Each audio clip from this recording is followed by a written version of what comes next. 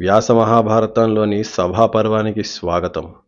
విదురుణ్ణి ధృతరాష్ట్రుడు ధర్మరాజు దగ్గరికి వెళ్ళి మణిసభ కట్టామని, దాన్ని చూడటానికి రమ్మని, అలాగే సుహృద్యోధానికి ఆహ్వానించమని పంపాడు. చెప్పేది లేక చేసేది లేక విదురుడు ఇంద్రప్రస్థానికి బయలుదేరి వెళ్ళాడు. Welcome to gossip tree. విదురా, చింతించకు. దేవతలు అనుగ్రహిస్తే మన పిల్లలకి గొడవలు రావు. ఇది దైవం చేసిన పనే అనుకో. సుహృద్యుధం జరుగుతుంది. నేను, నువ్వు, ద్రోణుడు, భీష్ముడు ఇంతమంది ఉండగా అన్యాయం ఎలా జరగనిస్తాం? కుబేరుళ్లా వెలిగిపోతూ ధర్మరాజు విదురుణ్ణి ఆహ్వానించాడు.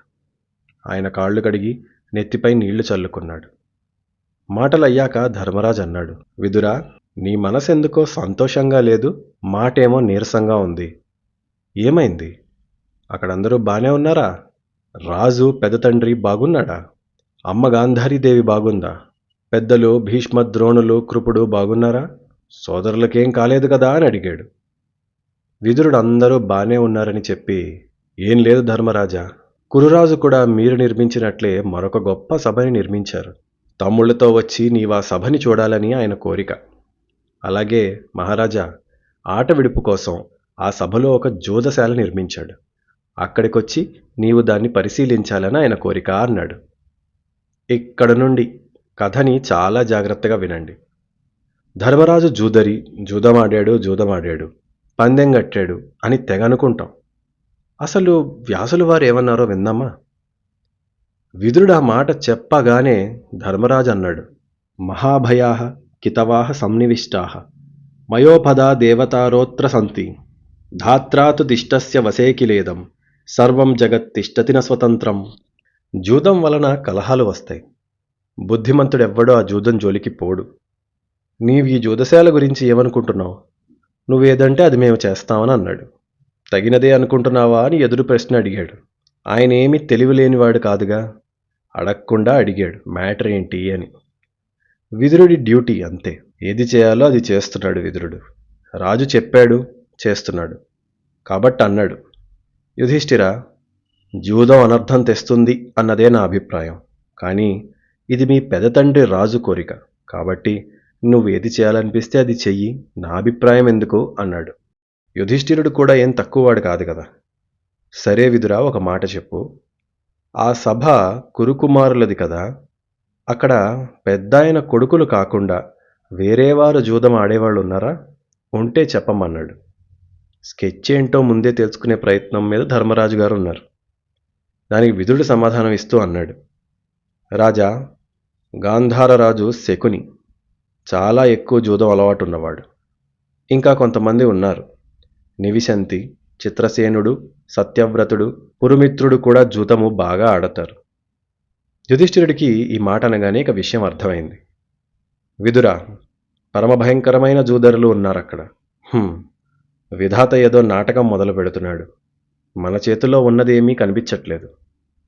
రాజు ధృతరాష్ట్రుడుండగా విపరీతంగా ఏదీ జరగదు అని ఆశిస్తున్నాను.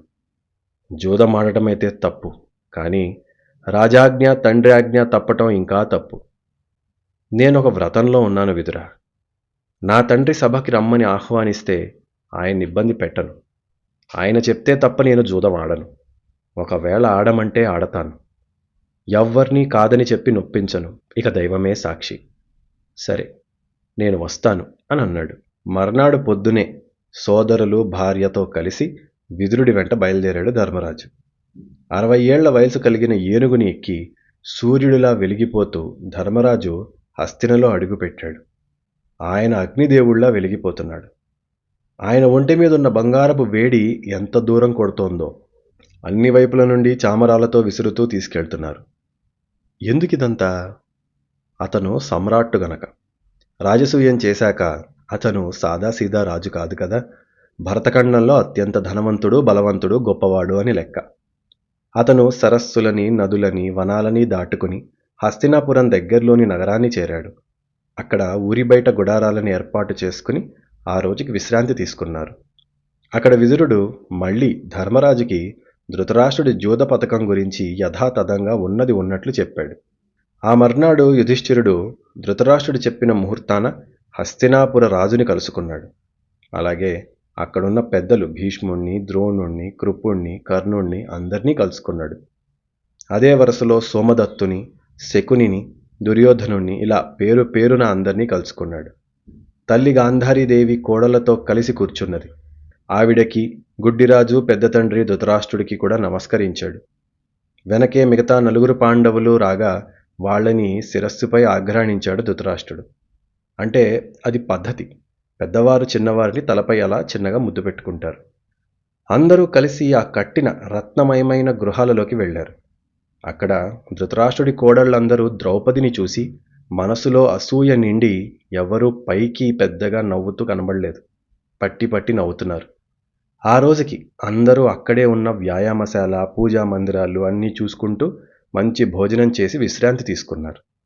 ఆ మర్నాడు ఉదయం అందరూ తయారయ్యి మళ్ళీ సభాప్రవేశం చేశారు. సభ మధ్యలో తివాచీలు పరిచి, అంటే గొప్ప గొప్ప కార్పెట్స్, వాటి మీద జోదానికి సిద్ధం చేసిన మంటపం లాంటి దాంట్లోకి వెళ్ళి కూర్చున్నారు. శకుని ఎంతో అందంగా ఒక మాట అన్నాడు. ఉపస్థీర్ణా సభారాజన్ సర్వే త్వయి కృతక్షణాః అక్షాణుత్వా దేవనస్య సమయోస్తు యుధిష్ఠిర. ధర్మరాజా, నీకోసం అందరూ ఎదురు చూస్తున్నారు. పాచికలు వేయటానికి ఇక సిద్ధపడు అని అన్నాడు. మీరిక్కడ నుండి మళ్ళీ చెప్తున్నాను, చాలా శ్రద్ధగా వినండి. నిజంగా ఏం జరిగిందో, మహాభారతంలో వ్యాసుడు చెప్పిన చరిత్రలో అసలు ఏం జరిగిందో చూడబోతున్నాం. యుధిష్ఠిరుడు చూసి అన్నాడు, జూదమన్నది కపటంతో ఉంటుంది. అది క్షత్రియ పరాక్రమానికి ఏ రకంగా కూడా ఆనందం తీసుకురాదు. దానికోసం నువ్వింత ఉత్సాహంగా ఎందుకున్నావు శకుని అని అడిగాడు. అడిగి తన మనసులో మాట చెప్పేశాడు. నువ్వు క్రూరంగా మమ్మల్ని మోసం చేసి గెలుద్దామని అనుకుంటున్నావేమో. అది సరైన పనేనా?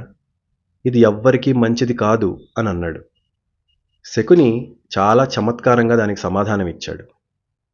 పాచికలాటలో గెలిచేది ఓడేది పాచికలే ధర్మరాజా. నన్ను నిందించకు. ఇది ఆట. ఇందులో పాచిక వేసే ముందే సంఖ్య తెలుసుకున్నవాడు గెలిచే అవకాశం ఎక్కువ పొందుతాడు. కానీ ముందు తెలిసినా తర్వాత తెలిసినా గెలిచేది పాచికలే. కాబట్టి పాపమంతా దానిదే అనుకో. మనది కాదులే, కూర్చో, ఆట మొదలు పెడదామన్నాడు. ధర్మరాజుకు ఆ మాట నచ్చలేదు. శకునిని మళ్ళీ కోరాడు. శకుని, నీకు తెలిసిది పాపమని. పెదతండ్రి కోరికను ఆజ్ఞగా ఒప్పుకుని వచ్చా నేను. మా సంపదని మేము దాన ధర్మాలకి, ప్రజల శ్రేయస్సుకి వాడదామనుకునేవాళ్ళం. ఇలాంటి పాచికలతో వ్యర్థం చేయటం సరికాదు. నా మాట విను. మా సంపదని హరించే నీ ఆలోచన మానుకోమన్నాడు. వింటున్న వాళ్ళందరికీ చాలా విచిత్రంగా ఉంది కదా. అన్నీ తెలిసి బతిలాడుతున్నాడేంటి ధర్మరాజు? వచ్చేయచ్చు కదా అక్కడి నుంచి, వద్దనచ్చు కదా. ఆయన తీసుకున్న మాట లాంటిది. ఎవ్వరినీ నొప్పించనన్నాడు. అది మీరంతా తేలిగ్గా తీసి పడేయకండి. ఆయన ఉన్న పరిస్థితిని ఒకసారి ఆలోచించే ప్రయత్నం చేయండి. ఇది తెలిసి తెలిసి నాశనం కదా అనుకోకండి. ఎందుకంటే పచ్చిగా చెప్పాలంటే ఏ అనర్థం జరుగుతుందని ముందుగా గెస్ చేసినా, ఊహించినా అదంతా ఊహ. కానీ ఊహించి తొందరపాటు నిర్ణయాలు తీసుకుంటే చాలా చెడిపోతాయి. అలాగని తెలిసి తెలిసి జోదల్లో దిగడం కూడా సరైన పద్ధతి కాదు. ధర్మరాజు ఇరుక్కున్నాడు ఇక్కడ. ధర్మరాజు వరకు సత్యానికి శక్తి గొప్పది. దానివల్ల ఆయన ఓడినా గెలిచినా అది దైవ నిర్ణయం అనుకుని దిగాడు. నేను నా మనసులో ఎలాంటి దురుద్దేశం లేదు. నేను ఒక మాట అనుకున్నాను కాబట్టి ఇలా చేస్తున్నాను. దానివల్ల ఫలితం ఏదొచ్చినా సరే అది నాకు కాదు, దైవానికే అనుకున్నాడు. సింపుల్ కదండి. ఇప్పుడు నిజం చెప్దాం అనుకుంటాం మనం. ఎట్టి పరిస్థితుల్లో నేను అబద్ధం చెప్పను అనుకుంటాం. కానీ కొన్నిసార్లు అబద్ధం చెప్పాల్సిన అవసరం వస్తుంది. అప్పుడు మనకి 2 చాయిస్లు ఉంటాయి, 2 అవకాశాలు ఉంటాయి. ఒకటి, అమ్మో మనకి ఇక్కడ ఏదో అయిపోతుందని ఆ నిజం చెప్తాను అన్న దీన్ని పక్కన పడేసి ఆ సందర్భంలో అబద్ధం ఆడదాంలే అని కాస్త ఫ్లెక్సిబుల్ అవటం. కానీ అలా అబద్ధం ఆడడం వల్ల ఖచ్చితంగా ఎలాంటి హాని జరగదని మీకు తెలుసా? తెలీదు. రెండో రకం ఏంటి? నాకు ఒకవేళ హాని జరిగినా మంచి జరిగినా ఫ్యూచర్ ఏదో నాకు తెలియదు కాబట్టి నా మాట మీద నేను ఉంటాను. దానివల్ల ఏది జరిగినా దైవ నిర్ణయం అలా అనుకోవడం ఇంకొకటి. ధర్మరాజు రెండో దాన్ని అవలంబిస్తున్నాడు. నా మనసులో ఎలాంటి యుద్ధము గొడవలు వద్దు అని నేను అనుకుంటున్నాను. కాకపోతే వ్యాసుల వారు చెప్పిన దాని ప్రకారం ఇది నా చేతిలో లేని పని. చేతిలో లేని పనికి ఆయనకి తెలిసిన నీతిని ఫాలో అవటం తప్ప ప్రతి చోట ఇష్టం వచ్చినట్లు మళ్ళీ ఇక తెలివి వాడడు. ఒక రకంగా సత్యానికి శరణాగతి చేశాడాయన. నేను గొడవలొద్దు అన్న చిత్తశుద్ధితో ఉన్నాను. దానికోసం తెలిసి ఎవ్వరినీ నొప్పించను. అందుకని చెప్పి జూదమాడి వెళ్ళిపోతా ఇక్కడి నుంచి అనుకున్నాడు. ఎందుకంటే జరగని దాని గురించి అనుమానించి నువ్వు కపటం చేస్తున్నావు, నా ఆస్తి లాక్కుంటున్నావు, నేను ఆడను అని అంటే లేని ఉద్దేశాలు మాకు అంటగట్టావు అని ఆగ్రహం చెందొచ్చు వాడు. ఆయన అదే కదా ఎవరిని నొప్పించను అనుకుంది. పెదనాన్న రాజు అడిగితే కాదంటావా అని కూడా అనొచ్చు. సింపుల్గా చెప్పాలంటే ధర్మరాజు తెలివి కన్నా మంచితనాన్ని నమ్ముకుంటున్నాడు ఇక్కడ, అంతే. సో శకునిని వద్దంటున్నాడు, కానీ శకుని అన్నాడు, ఊరుకో ధర్మరాజా, తెలివైన వాడు మూర్ఖుడి మీద గెలుద్దామని చూస్తాడు, పండితుడు ఏమీ తెలియని వాడి మీద గెలుస్తాడు, బలం ఉన్నవాడు లేనివాడిని ఓడిస్తాడు. అలాగే నాకు పాచికలు వచ్చు, నేను ఇది వాడే గెలుస్తాను. ఈ ఆటలో కపటం సహజం, కాబట్టి కపటం ఉంటుంది నా ఆటలో కూడా, అంతే. అంటే డామినెన్స్ గురించి అంటున్నాడు. సింహం మరొక సింహాన్ని సంపద కదా, జింక మీదే పడుతుంది. అది తప్పు కాదన్నప్పుడు ఇది ఎలా అవుతుంది? ఎవరి దగ్గర ఏ బలం ఉంటే అది వాడి దాన్ని లేని వాడి మీద అది ప్రయోగించి వాడిని ఓడిస్తారు. కాబట్టి యుధిష్ఠిర, నీకు ఈ జూదంలో బలం లేదు కాబట్టి నేను ఇది ఎంచుకున్నా. యుద్ధానికి వస్తే నువ్వు నన్ను చంపేస్తావు, జూదంలో నేను నిన్ను ఓడిస్తా, కాబట్టి ఏది నాకు అడ్వాంటేజో అదే తీసుకుంటా కదా, నువ్వు మళ్ళీ అది అన్యాయం అంటే అలాగా? యుధిష్ఠిరుడు విన్నాడు. ఇలా మాట్లాడుకుంటుంటే అప్పటికి అందరు వచ్చారు పెద్దలు. ధృతరాష్ట్రుడు, భీష్ముడు వెనకాల, ముందు వీళ్ళు వెళ్ళిపోయారు సభలోకి, అప్పుడు పెద్దలు వచ్చారు. ఇక తప్పక లోపలికి అడుగుపెట్టాడు. ఆయన పెట్టాడో లేదో బయట వాతావరణం మారిపోయింది. ఆకాశంలో యుధిష్ఠిరుడు లోపల ఆ జూదబల్ల దగ్గర కూర్చుని ఉన్నాడు. దుర్యోధనుడు వచ్చి అన్నాడు, రాజా, ఈ పందానికి రత్నాలు ధనము నేనిస్తాను, నా బదులు మామ పందెం కడతాడు అన్నాడు. యుధిష్ఠిరుడు వెంటనే తిరిగి దానికి అన్నాడు, ఒకడి పందెం ఒకటి కట్టడం ఇంకా ప్రమాదకరం, ఖచ్చితంగా గొడవకి దారితీస్తుంది. సరే, విధి ఏది నిర్ణయిస్తే అది జరుగుతుందని కూర్చున్నాడు. ఇంకా అయిపోయింది, మునుగుతున్నా, నాకు అర్థమైంది, చేసేదేం లేదని కూర్చున్నాడు. నిజానికి దుర్యోధనుడు ఆడొచ్చు కదా, బలం శకుని పాచికల్లో లేదు, అతని నోటి మాటలో ఉంది. లేకపోతే ఆయన పాచికలు చెప్పింది మాట వినేట్టయితే దుర్యోధనుడు ఆడినా నచ్చింది పడతాయి కదా. అలా కాదు, శకునే ఆడాలి. అది మంత్రాధిష్టాన శక్తి, అకల్ట్ మ్యాజిక్ లాగా. ఆ బలం ఉన్నవాడు ఆడితేనే జరుగుతుంది. కాబట్టి శకుని ఆట మొదలుపెట్టాడు. ఆటలోకి వెళ్లే ముందు ఈ అద్భుతమైన రసవత్తరమైన కథని మనం చెప్పుకోవటం మీకు నచ్చితే తప్పక సపోర్ట్ చేయండి, లైక్ చేసి నలుగురికి పంపండి. ఆ జూదం ఆరంభం అయ్యేదాకా పెద్దవాళ్ళు ఎవరు లేరు కదా అక్కడ. అది అయ్యాక తెలివిగా పెద్దలను అక్కడికి వచ్చేలా ప్లాన్ చేశాడు దుర్యోధనుడు. అందరూ కూర్చున్నారు, ఆట మొదలైంది. మీరొకటి గమనించాలి మళ్ళీ, ధర్మరాజు చేతికి ఆ పాచికలు ఒక్కసారి కూడా రావు ఈ ఆటలో. మొదట శకుని వేస్తాడు, ధర్మరాజు పందెం ఒడ్డుతాడు, ఓడిపోతాడు. ఓడిపోయాడు కాబట్టి మళ్ళీ శకునే వేస్తాడు. అలా శకుని వేస్తూ పోతాడు, ధర్మరాజు పోగొట్టుకుంటూ ఉంటాడు. ధర్మరాజు చేతికి పాచికలు రావు. మొదలు ఒక గొప్ప మణి తొడిగిన కంకణం పెట్టాడు పందెంగా ధర్మరాజు. పెట్టి, మీరేం పెడతారు పందెంలో అని అడిగాడు. దుర్యోధనుడు, నా దగ్గర ఇలాంటి మణులు చాలా ఉన్నాయిలే, గెలిచాక ఏది కావాలో అది అడుగు అన్నాడు. శకుని పాచిక వేశాడు. హా, ఓడిపోయావు ధర్మరాజా అని అరిచాడు. ఇదే ఉంటుంది, ఈ 2 డైలాగులే శకునికి. ధర్మజుడు చుట్టూ చూశాడు. ఆ ఓడిపోయావు అన్న అరుపు సభంతా వినిపించింది. నిశ్శబ్దం, ఎవ్వరూ మాట్లాడలా. ఆటలో దిగాక ఇక వెనక్కి లేవటం ఉండదుగా, అన్నీ అయిపోయేదాకా అందులోనే. సమస్త భూమికి రాజు ధర్మరాజు కాబట్టి ధర్మరాజు అన్నాడు, మోసంతో గెలిచిన ఎంత ఆనందపడుతున్నావు శకుని? సరే కాని 1000 కుండల బంగారం పందెం పెడుతున్నాను అన్నాడు. ఇదిగో ఇది కూడా నాదే అని శకుని పాచికలు వేశాడు. ఒక్క క్షణంలో 1000 కుండల బంగారం పోయింది. మరుక్షణం ధర్మరాజుకి ఒక్క క్షణం కూడా ఆలస్యం చేయలా. మమ్మల్ని మోసుకొచ్చి తెచ్చిన రథం ఉంది, దాన్ని పెడుతున్నాను అన్నాడు. అది రత్నాలతో పొదిగిన ఒక అందమైన రథం, అదేదో చాలా రేర్ మెటల్తో చేసింది. ఇదిగో ఓడిపోయావని శకుని తీసేసుకున్నాడు. సభలో వేడి పెరిగిపోతోంది. ధర్మరాజు చెవులు మెల్లగా అవమానంతో బరువెక్కుతున్నాయి. తల లేపట్లేదు ఆయన. యవ్వనంలో ఉన్న 100 మంది దాసీజనం ఉన్నారు, వాళ్ళందరూ బంగారాభరణాలతో ఉన్నారు, వారిని పెడుతున్నానన్నాడు. శకుని మళ్ళీ ఒకటే మాట, ఓడిపోయావు, 100 దాసులు, ఇందాక ఆడవాళ్ళు ఇప్పుడు మగవాళ్ళు అని పెట్టాడు. ఓడిపోయాడు. 1000 మదపటేనుగులున్నాయి, బంగారు గొలుసులతో కట్టేసున్నాయి, అవి పెడుతున్నానన్నాడు. ఓడిపోయాడు. 1000 రథాలు పోయాయి. గంధర్వజాతి గుర్రాలు పోయాయి. 10,000 రథాలు పోయాయి. ధర్మరాజు పందెం పెంచుకుంటూ పోతున్నాడు, ఊబిలోకి వెళ్ళిపోతున్నాడు. ఆ జూదమన్న మాయ అతన్ని ముంచేస్తోంది. బయటికి రాలేడని అర్థమైపోతోంది. కనీసం త్వరగా ముగిద్దామని సంపదని ఖాళీ చేస్తున్నాడు ధర్మరాజు. అతను అబద్ధం చెప్పడు, అతని రాజసం చెప్పనివ్వదు. కాబట్టి ఉన్నదంతా ఒడ్డుతూ పోతున్నాడు, ఓడుతూ పోతున్నాడు. 500 రాగి బిందెల్లో బంగారు ముద్దలుంటాయి, గోల్డ్ బిస్కెట్స్ లాగా ఏమో, అవి పెడుతున్నా అన్నాడు. పోయాయి. ఇదంతా చూస్తున్నాడు విదురుడు. ఇక ఉండలేక రాజుతో అన్నాడు, రాజా, చావుకు దగ్గర పడినవాడు మందులేసుకోవటానికి ఒప్పుకోడు. అలాగే నా మాటలు నీకు నచ్చవు, కానీ చెప్తాను విను. ఇది వెంటనే ఆపు.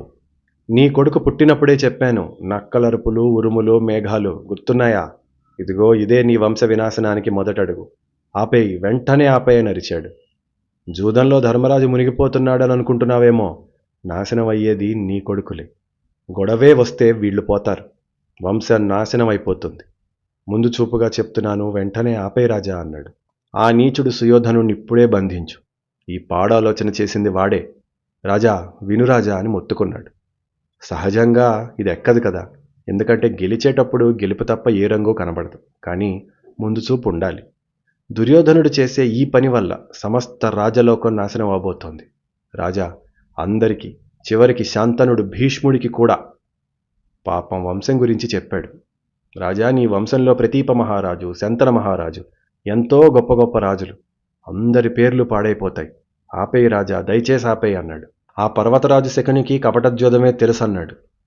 ఇదేంటంటే పెద్ద సభ, దూరంగా ఎక్కడో ఆడుతున్నారు. ఇక్కడేంటంటే శకుని గెలుస్తున్నాడు, ఆనందంతో అరుస్తున్నాడు, అదే కనిపిస్తుంది, వినిపిస్తుంది.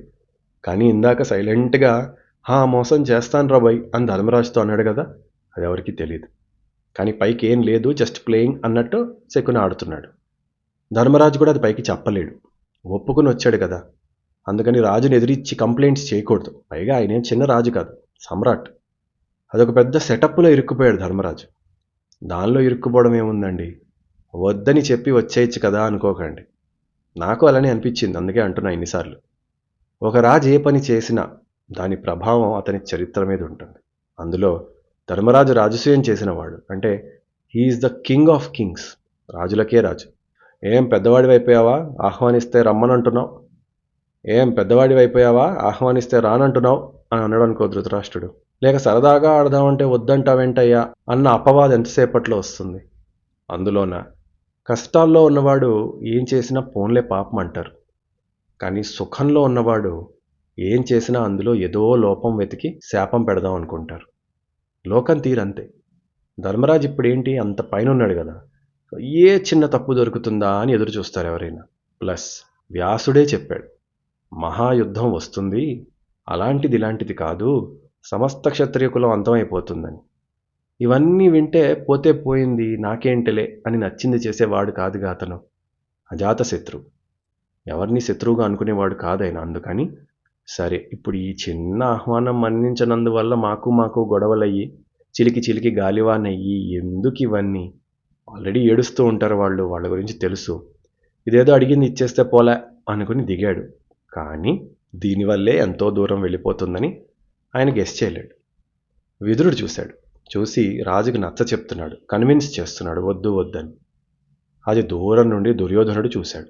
వెంటనే కంగారు, అమ్మో ఈయన మళ్ళీ మా నాన్నని కన్విన్స్ చేసి ఏదో చేసి ఆపేస్తాడు, పని జరగనివ్వడేమో అని రాజు దగ్గరకు వచ్చి పరుగు పరుగున అన్నాడు, విదురా, నువ్వెప్పుడు శత్రువుల్ని ప్రశంసిస్తూ మమ్మల్ని నిందిస్తూ ఉంటావు.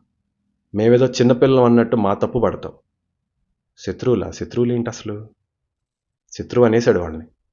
ఇంకా అన్నాడు, నువ్వు మా ఒళ్ళో ఉన్న పాము లాంటి వాడివి, యజమానిని లెక్క చేయని పిల్లి వంటి వాడివి, స్వామి ద్రోహివి, ఈ పాపం నిన్ను వదలదు, నీకు సిగ్గుగా లేదా? అంత రాజు ముందు ప్రధానమంత్రిని దుర్యోధనుడు అలా అన్నాడు. ఆవేశం, కంగారులో ఉన్నదున్నట్టు కక్కేశాడు ఆయన. నిజానికి మమ్మల్ని నువ్వు ప్రశంసించాలి వాళ్ళని ఓడించినందుకు, అంతేగాని ఏంటి చెప్తున్నావు మా తండ్రికి?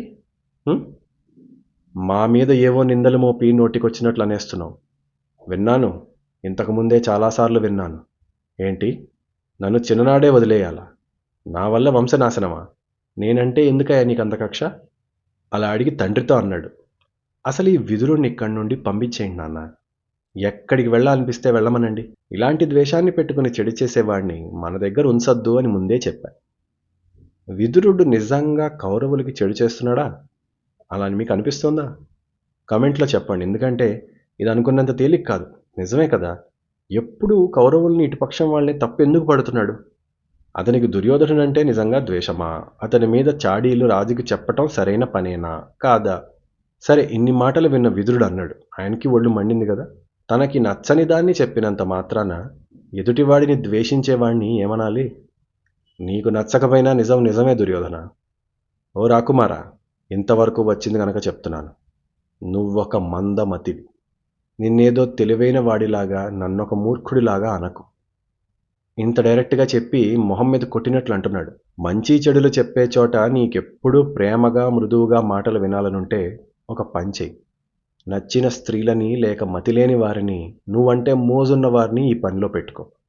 సలహాలు అడుగు వాళ్ళని. ఇలా చెప్పి రామాయణంలో మారీచుడు రావణుడికి చెప్పినట్లే విదురుడు కూడా దుర్యోధనుడికి ఒక అద్భుతమైన మాట చెప్పాడు. అదే మాట ఆ రామాయణంలో మారీచుడు చెప్పింది ఎక్కడో, కుదిరితే ఆ శ్లోకమేంటో కామెంట్లో చెప్పండి. ఇక్కడైతే విదురుడు ఏమన్నాడో తెలుసా? లభ్యతే ఖలు పాపియాన్ నరోను ప్రియవాగిహ అప్రియస్య హి పద్యస్య వక్త శ్రోతాచ దుర్లభ. ఆ రామాయణ శ్లోకంలో కూడా చివర్లో శ్రోతాచ దుర్లభ అనే ఉంటుంది. అది ఎక్కడిదో అన్నా చెప్పండి కామెంట్లో. సరే, ఈ శ్లోకానికి అర్థం ఏంటంటే, ఈ లోకంలో నచ్చినట్లు మాత్రమే చెప్పే పాపులు చాలామందే ఉంటారు. కానీ నచ్చకపోయినా మంచి చెప్పేవాళ్ళు అరుదుగా ఉంటారు. నిజానికి వినేవాళ్ళు ఇంకా అరుదుగా ఉంటారు. సరే సరే, కోపం తగ్గించుకో. సభలో ఇలాంటి గొడవలు కూడదు. పెద్దలు ఉన్నారని ఇక్కడ కాపుతున్నానని పొమ్మన్నాడు. సరే, మళ్ళీ అటు జూదం జరుగుతోంది. శకుని అప్పటికి ధర్మరాజు ధనాన్ని చాలానే లాక్కున్నాడు. వెటకారంగా రెచ్చగొడుతూ అన్నాడు, రాజా, ఇంకేమన్నా మిగిలిందా నీ దగ్గర ధనం? యుధిష్ఠిరుడేమో ఉందని ఇంకా ధనాన్ని పెట్టాడు. ఏముంది, క్షణంలో శకుని గెలిచేస్తున్నాడు. సింధు నదికి తూర్పు దాకా ఎద్దులు అశ్వాలు చాలా ఉన్నాయి, అవన్నీ అని పెట్టాడు. శకుని లాగేసుకున్నాడు. జూదంలోకి దిగటానికి అనేక కారణాలు ఉండొచ్చు, కానీ దిగాక మాత్రం అది మాయ. ఎప్పుడన్నా కసినోల్లోనో క్లబ్బుల్లోనో ఆడేవారిని చూడండి, తెలుస్తుంది. యుధిష్ఠిరుడు చివరికి బ్రాహ్మణులకి దానమిచ్చిన నేల తప్ప మిగతా మాన్యమంతా పెట్టాడు. పోయింది. ఇక వెనక్కి తిరిగి చూశాడు. ఈ రాకుమారులు భీమార్జున నకుల సహదేవుల ఒంటి మీదున్న బంగారాన్ని పెడుతున్నానన్నాడు. శకుని లాగేశాడు. వాళ్ళెవ్వరూ మాట్లాడట్లేదు, ఎదురు చెప్పట్లేదు. ఇక్కడ ఆట కూడా ఆగట్లేదు. ఇక వస్తువులు అయిపోతున్నాయి. అయిపోయాయని ఆగచ్చు కదా, ఆగలేదు. ఒక ట్రాన్స్లో ఉన్నట్లు ఆడాడు. శ్యామో యువ లోహితాక్ష సింహస్కందో మహాభుజ నకులోగ్లహ ఏవైక విద్యదేతన్మమ తద్ధనం. శ్యామవర్ణం అంటే తెల్లగా ఉన్నవాడు, యువకుడు, ఎర్రటి కన్నులున్నవాడు, సింహంలాంటి నడుమున్నవాడు, మహాభుజుడు, నకులుణ్ణి పందెం పెడుతున్నానన్నాడు. సభ స్తంభించిపోయింది, వణికిపోయింది. శకుని కూడా కళ్ళు పెద్దవి చేసి చూశాడు. చూడండి, మీకొకటి అర్థం అవ్వాలి. ఆట మొదలుపెట్టే ముందు పాండవుల పరిస్థితి, ధర్మరాజు పరిస్థితి విన్నాం. కౌరవుల ప్లాన్ ఏంటి మరి? దుర్యోధనుడు ఆస్తి లాగుదామనే చూశాడు. కానీ గెలుస్తూ పోతూ ఉంటే అది జూదం. ఎలాగైతే ధర్మరాజుని లోపలికి దింపిందో, నీలో రాక్షసుణ్ణి లేపి కూర్చోపెడుతుంది, అలాగే దుర్యోధనుడిని కూడా తీసుకెళ్ళింది. దుర్యోధనాదులు కూడా ఇంకా అంతం లేకుండా వెళ్ళిపోతున్నారు. మతి పని చేయట్లేదు. క్రూరంగా, అతి దారుణంగా లోపలున్న విషమంతా కక్కారు. మంచివాడు అమాయకంగా ఎలా ఆడతాడో, చెడ్డవాడు క్రూరంగా అలా ఆడతాడు. శకుని అన్నాడు, ధర్మరాజా, నకులుడు నీకు అందరికన్నా ప్రియమైన వాడంటారు. అతన్ని పెట్టి ఓడిపోతే తట్టుకోగలవా అని అడిగాడు. పందెం వేసి ఓడించేశాడు. నకులుడంటే ధర్మరాజుకు నిజంగానే అందరికంటే ప్రేమ. ఎందుకంటే పాండురాజు చనిపోవటంతో అన్న కాదు, తండ్రిగా అయ్యాడు ధర్మరాజు. మాద్రి కూడా చనిపోయింది కనుక తల్లి తండ్రి ఇద్దరూ లేనివాళ్ళు నకుల సహదేవులు. అందుకని ధర్మరాజుకి వాళ్ళంటే ఎక్కువ ప్రేమ. అందులోనూ పెద్దవాడు నకులుడు మహా అందగాడు. ధర్మరాజు అంటే చాలా ప్రేమగా ఉండేవాడు కాబట్టి అతనంటే మహా ఇష్టం. సరే, అలాంటి వాణ్ణి ఓడిపోయాడు. తర్వాత మహాపండితుడు, చిన్నవాడు సహదేవుడు, అతన్ని పెడుతున్నానన్నాడు. పెట్టగానే ఏం మాట్లాడలేదు. సహదేవుణ్ణి కూడా గెలిచేసి శకుని అన్నాడు, ధర్మరాజా, తెలివైన వాడివోయ్. ఎంతైనా నకుల సహదేవుల కన్నా భీమార్జునులు ఇష్టం కదా, అందుకని ముందు వారిని ఉంచుకుని వీళ్ళని జూదంలో పెట్టావా అని నవ్వాడు. ఆ మాట అనగానే అప్పటిదాకా ఎంతో ప్రశాంతంగా ఉన్న ధర్మరాజుకి కస్సుమని కోపం లేచింది. ఆయన అన్నాడు, మూఢుడా నోర్మోయ్, మాలో మా గొడవలు పెడుతున్నావా అని అడిగాడు. అలా అనగానే శకుని ఉలిక్కిపడ్డాడు, భయపడ్డాడు. ఈ ఆటలన్నీ ఆయనకి కోపం రానంత వరకే. వెనక భీమార్జునులు సిద్ధంగా ఉన్నారు. ఒక్కడు వెళ్ళాడు బయటికి, నిజంగా గొడవ వస్తే వాళ్ళిద్దరు చూసుకుంటారు. అందుకని అన్నాడు, రాజా రాజా, జూదగాళ్ళు ఆటలో నోటికొచ్చినట్లు చాలా అంటారు, అవన్నీ నువ్వు పట్టించుకోకు, క్షమించు క్షమించు అన్నాడు. అని అప్పుడు చూశాడు. సరే, ముందు మిగతా వారిని కూడా లాగేయాలి, లేకపోతే ధర్మరాజు కోపం వస్తే కష్టం అనుకున్నాడు. సరే, ఇంకా పందెం అయిపోయిందా, ఏమన్నా ఉందా అన్నాడు. మరెందుకో శకుని అలా అన్నాడనో లేక నిజంగానే ముందుగానే ఆయన ఆర్డర్లో అలా అనుకున్నాడో, శకుని, ఈ అర్జునుడు మాకు జీవితమనే సాగరంలో మునిగిపోకుండా నావలా కాచేవాడు. అతన్ని పెడుతున్నాను అని తల దించుకున్నాడు. ఆయన ఇంకా తలెత్తల అర్జునుడు అన్నమాటని తల దించుకుని అన్నాడు, ఏముంది, సవ్యసాచి ఇంద్రుణ్ణి గెలిచిన అర్జునుడు ఓడి వెళ్ళిపోయాడు పందెంలో, ఒక్క క్షణంలో వెళ్ళిపోయాడట. ఇక శకుని ఆనందానికి హద్దులు లేవు. దుర్యోధనుడైతే నేల మీద లేడు. శకుని అన్నాడు, రాజా, సవ్యసాచిని గెలిచా నేను, ఇకేమనాలి, ఇంకేం కావాలి, మరికొన్నది మరొక్కడేగా, అతని సంగతేంటి అని అన్నాడు. ధర్మరాజు అన్నాడు, యుద్ధంలో నా సేనాధిపతి, ఒంటరిగా వజ్రాయుధంలా శత్రువుల్ని కోసుకుంటూ పోయే యోధుడు, సింహం లాంటివాడు, అతనికి సాటి మరొకడు లేడు, నా పెద్ద తమ్ముడు, భీముడిని పెడుతున్నానన్నాడు. చివరికి భీముడు కూడా వెళ్ళిపోయాడు. శకునికి దుర్యోధనుడికి పూర్తి ప్రశాంతత దొరికింది. అమ్మయ్య అనుకున్నాడు శకుని. అనుకుని అడిగాడు, మరింకా విలువైనవేమన్నున్నాయా ధర్మరాజా అని అన్నాడు. ఇక్కడ యుధిష్ఠిరుడు మరి తెలిసి చేశాడో తెలియక చేశాడో, నేనున్నాను, మా 5గురిలో పెద్దవాణ్ణి, విశిష్ఠుణ్ణి, నా తమ్ములు ఎలాగో నీ దగ్గరున్నారు, ఇక నన్ను నేను పందెం పెడుతున్నాను అన్నాడు. శకుని నోరు తెరుచుకుని అలా చూస్తుండిపోయాడు. దుర్యోధనుడు ఎగిరి గంతులేస్తున్నాడు. ఏముంది, పందెం వేశాడు, ఓడాడు, అయిపోయింది. మొత్తం ఆటలో ధర్మరాజు చేతికి ఒక్కసారి కూడా పందెం రాలేదు. శకుని వేస్తూ పోయాడు, ధర్మరాజు ఓడుతూ పోయాడు. ధర్మరాజుని గెలిచాక శకుని ఉన్నట్టుండి లేచి, ధర్మరాజా, నీవు నీ దగ్గర సంపద ఇంకా ఉన్నా కూడా ముందు నిన్ను నువ్వు పందానికి పెట్టావు, ఇది పాపం కదా అన్నాడు. ధర్మరాజు ఏమనలా, మౌనంగా ఉన్నాడు. అప్పుడు అందరూ వినేలాగా గట్టిగా చెప్పాడు, ఈ ధర్మరాజు తమ్ములతో సహా అన్నిటినీ ఓడిపోయాడు, చివరికి తనను తాను కూడా.